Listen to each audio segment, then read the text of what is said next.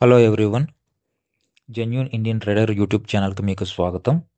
ఈరోజు అనగా 17 జనవరి 2025 bank Nifty trading session ఏ విధంగా ఉండబోతుంది అండ్ ఈరోజు పర్సనల్గా నాకు ఏమైనా సెటప్స్ దొరికితే ఏమైనా ట్రేడ్స్ తీసుకుంటే దాన్ని అయితే మీకు క్లియర్గా ఎక్స్ప్లెయిన్ చేసే ప్రయత్నం అయితే చేస్తాను. So first 30 minutes candle form అయిన తర్వాత మార్కెట్ ఎలా ఉండబోతుంది అన్నది కాస్త అనాలిసిస్ చేసి మిమ్మల్ని చార్ట్స్ మీదకి తీసుకువెళ్తాను ఫర్దర్గా. Thank you. Hi again. Market అయితే కంప్లీట్గా నెగిటివ్తో ఓపెన్ అయింది ఈరోజు. సో ఆఫ్టర్ 30 మినిట్స్ మీరు చూడొచ్చు కంప్లీట్గా నెగిటివ్నెస్ షో చేస్తుంది. నిన్న మన అనాలిసిస్ ప్రకారం సో సైడ్ వేస్ కానీ అప్ సైడ్ కానీ ఉంటుంది అనుకుంటే సో ఈరోజు నిన్నటి లో వాల్యూని బ్రేక్ చేసుకొని కిందన ఓపెన్ అయ్యి కంప్లీట్గా నెగిటివ్లో ఉంది. సో ఇప్పుడు నేను ఫర్దర్గా ఏవైనా ట్రేడ్ ప్లాన్ చేసినా లేదా ఈ క్యాండిల్ తర్వాత నేను సెల్ సైడ్ ప్లాన్ చేసుకుందామన్నా సరే నాకు రిస్క్ టు రివార్డ్ అనేది వర్కౌట్ అవ్వదు. ఎందుకంటే నాకు ఆ కిందనే ఒక సపోర్ట్ అయితే ఉంది.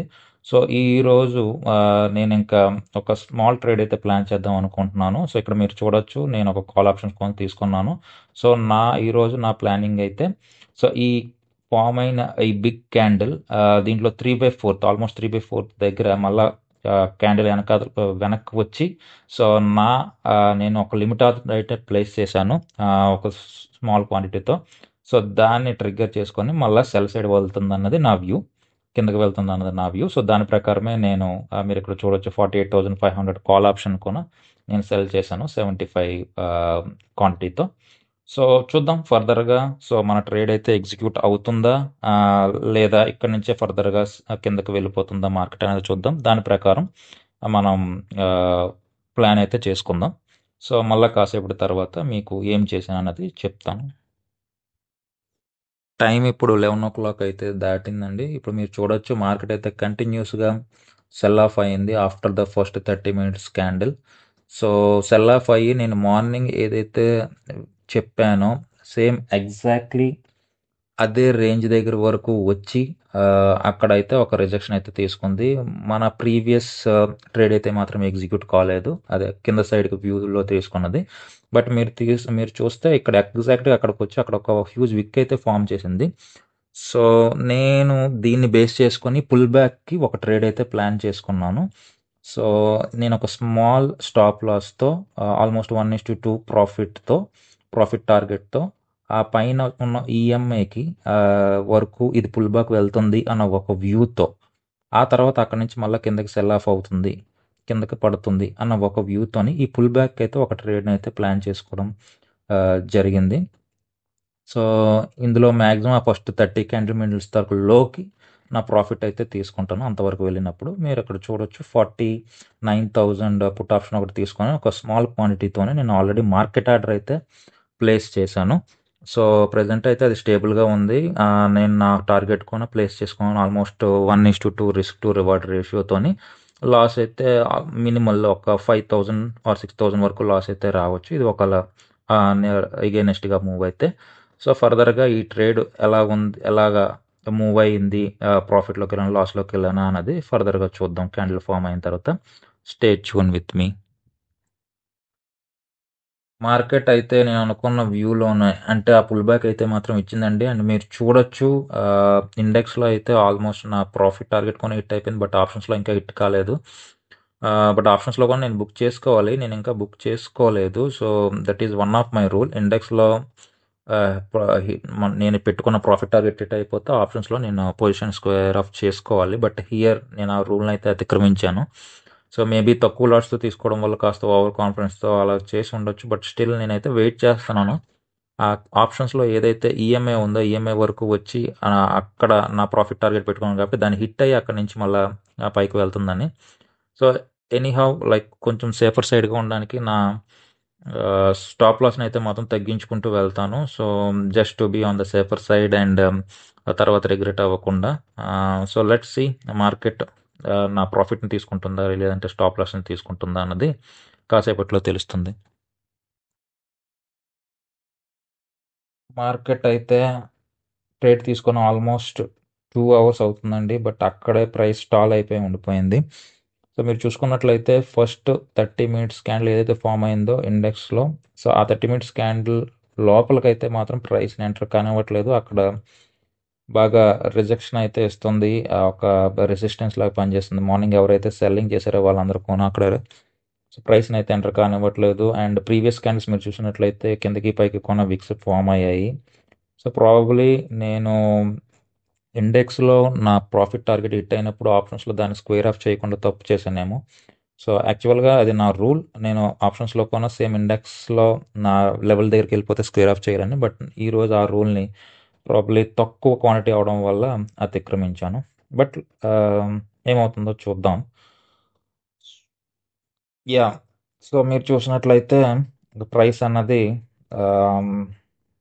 రిజెక్షన్ తీసుకుందండి, కిందకి వెళ్తుంది. సో నాకు తెలిసినంత వరకు అయితే మన ట్రైలింగ్ స్టాప్ లాస్ నేను పెట్టుకున్నాను.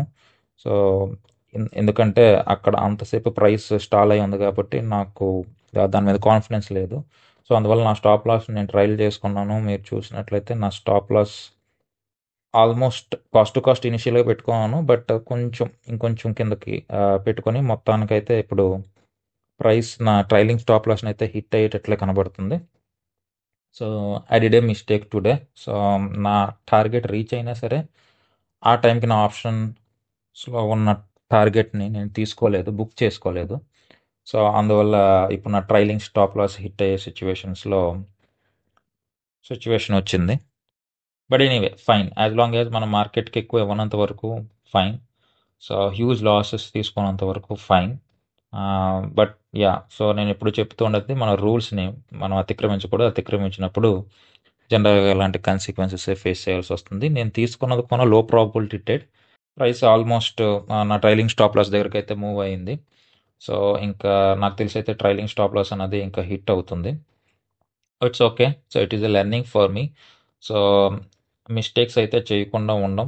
ఏదో టైంలో మనం మార్కెట్లో చేస్తూనే ఉంటాం. బట్ ఆ మిస్టేక్స్ నుంచి ఎన్నిసార్లు ఆ మిస్టేక్స్ని రిపీట్ చేయకుండా ఉంటారన్నది మనకి చాలా ఇంపార్టెంట్. ఓకే, నా స్టాప్ లాస్ అయితే హిట్ అయిపోయింది అండ్ నా లిమిట్ ఆర్డర్ ఏదైతే టార్గెట్ ఆర్డర్ ఉందో దాన్ని కూడా నేను స్క్వేర్ ఆఫ్ చేస్తున్నాను. It's okay for today. So almost maybe 3000 ప్రాఫిట్స్తో మనం బయటకు వచ్చామనుకుంటా. సో యా సో ఫర్దర్గా ఇక్కడ నుంచి రిజెక్షన్ వస్తుంది. నేనైతే కిందకైతే ఇప్పుడేం ట్రేడ్ ప్లాన్ చేయను. ఆల్మోస్ట్ 1 o'clock దగ్గర పడుతుంది కాబట్టి నాకు అంత కాన్ఫిడెన్స్ లేదు. సో ఫర్దర్గా ఏదైనా ట్రేడ్ చేసుకుంటే చెప్తాను, లేదంటే పోస్ట్ అనాలిసిస్లో కలుస్తాను.